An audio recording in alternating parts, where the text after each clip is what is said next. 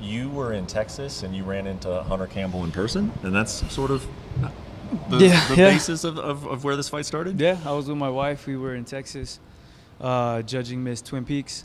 And we were like, hey, man, we're bored. We got some time to kill before we go work, right? Mm-hmm. And we decided to walk around the hotel and get lost and just kind of adventure, right? And sure enough, I ran into Hunter and Dana. Hunter said I look good. Should have known better.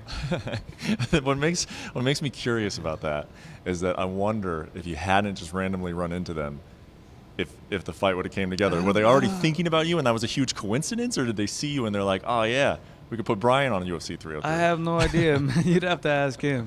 I think you'd have to ask him.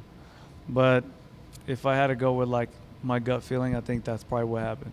That they weren't thinking it? They weren't thinking about it, and then they ran into me and they're like, hold up. Yeah. Okay, let's make this happen. Yeah. And that was it. I saw in an interview with MMA Junkie that you were like, one of the big reasons you took this fight was donating the $100,000, which props to you for that, of course. But then also just like, you were like, I haven't felt anything that's made me like nerve-wracking. It's got my blood pressure up before, Yeah. And maybe it's just because knowing you, I was like, man, is he talking about like a street fight? Is he talking about like all of a sudden like you go from 0 to 60 like real fast? Basically, is that kind of what you're talking about? Yeah, kind of. I'll leave it this way: like if he was to walk in the room right now and slap me, and then start hitting me, mm-hmm. we would fight, right? Mm-hmm. So that's kind of how I start treating it. But obviously, it's more than that. I think it's more the fact that I don't want to say I haven't had excitement in my life, but I just want to say that this is a big opportunity. This is a big risk. This is something that is, a lot of people wouldn't take this fight, especially sitting in the situation where I'm at. Mm-hmm. But I would also be a hypocrite. And if I'm raising my boys the way I want to, I can't be a hypocrite. I tell them to always take chances, always follow your heart, always do what's scary. Although it scares you and you don't want to do it, or you don't think it's the right thing, whatever it is, like just go for it. Mm-hmm. We're gonna die, and no one's gonna. If you know how quick people are to forget about you when you die, you would stop living your life to impress them. Mm-hmm. And this is one of those. I gotta practice what I preach, and I have to be the leader of, in other realms as well. Is it kind of how you felt when you got the phone call? Which was it, Dana or Hunter that gave you the phone call? It was Tiki. It was okay. Yeah, that makes sense. Tiki called me. He's like, "Hey man, I heard you ran into my boys," and I was like, "Yeah, so." Yeah. Like, it wasn't a long conversation. Yeah. And he was like, "Well, UFC 303. Well, wait, 45. What's the name? Diego Lopes. Okay, let me go. We're taking off, so I might lose you. Mm-hmm. Let me land and call you right back." And that was it. So you thought about it on the plane ride from Texas to LA? Yeah. Is this a fight that you really wanted, or is it like, because listening to you talk about like you got to take risks, you got to take things that make you uncomfortable, like it doesn't sound like you necessarily wanted this. Like your first inclination was like, this sounds great. No, well, it wasn't. Yeah, it wasn't a. It wasn't. How you say it? It wasn't something I was planning on fighting. For sure. I didn't know who I was going to fight, actually. I was trying to figure that out, mm-hmm. because UFC didn't want me to fight some contenders that are already there, let alone even go up that high in their ranking, according to them and the way they view it. Mm-hmm. I offered to go 155 then. Mm-hmm. They said yes.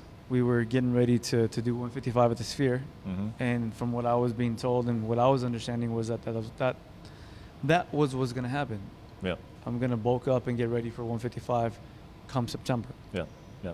So looking at this then, to me, and I'm not the one getting in there, but it doesn't seem like a risk to me, because like I almost look at it as like this is a free roll for Brian, man. Like he's going to 155 anyway. Like 145, obviously you want to win the fight, but win or lose, like you're headed to a new place with a lot of new names, a lot of exciting names. Like does that take some of the pressure off? I got a new plan after this? Yeah, I mean like being afraid of like losing a fight and all that.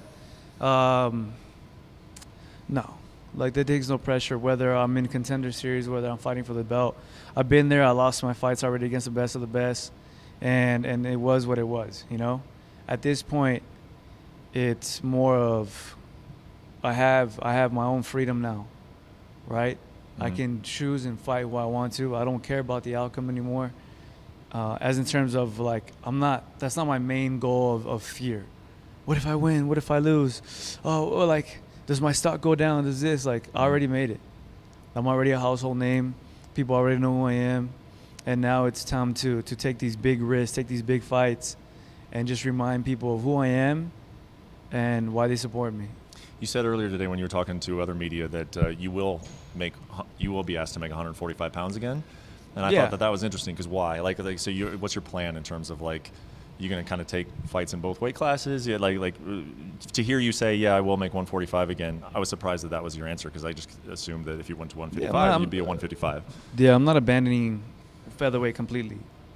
This is more of, like I told you right now, there's no movement for me as in terms of progression going up the ladder. Mm-hmm.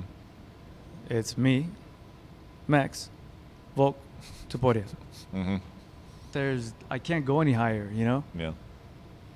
I reached my max there. Yep. And both of them have promised title fights. Mm-hmm. That leaves me out of a title fight. Yep. So I have decisions to make. Mm-hmm. I said yes to fighting contenders. They said no.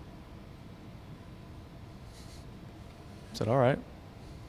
What do you want me to do? Mm-hmm. It's the first time in my life where I don't have surgery, and I'm actually wanting and willing to fight. Yeah. And you guys now are telling me no. Yeah. Yeah, and they told me their reasons. I'm kind of stuck in a pickle, and then I said, well, what if I go up to 55? Mm-hmm. So I'm not gonna make 35. Mm-hmm. So I said, what if I do 55 and have fun there with you guys? Throw me whoever you think would make people excited, and then I'll go for it. And they threw me a name, and I said, yeah, that one's scary. Let's go for it. Yeah, which you have not said that name yet. No reason to. It's clearly Charles Oliveira. No reason to. It's definitely Charles Oliveira. Like I said, there's no reason to yet, right? Yeah. You in your heart, you believe that whatever that name is, it's Charles Oliveira. That fight will happen. I don't know. That's like I said, like that was something that we were talking about. I said, one, this person has to say yes. If they do say yes, again, what's in it for them? Mm-hmm. Well, there's just a lot of things that have to take place in order for this to happen. Mm-hmm. So that's why I'm not saying anything or wanting to say anything. Mm-hmm. You mentioned just there that that's a scary name. That 155 is a scary name. Is Diego a scary name? Is this a fight that scares you? They're all scary, man. They're all scary. Yeah. Bro, anyone with 4-ounce gloves in your face wanting to kill you or hurt you, it's not a like a happy thing. Mm-hmm. Yeah. Mm-hmm. Final thing for you, because like you said, you're healthy, you're happy. How often do you want to fight? How many times could we see you in the next 12 months? I don't know, man. That's a good question. After this weekend, if God willing, if I'm healthy and I'm not having a surgery or something, then we can go up and talk about the Sphere. Cool. All right. Well, we'll see you this weekend, and then maybe we'll see you in the Sphere in September. All right. Thank you. All right. Thanks, Brian. All right. Appreciate it, bro.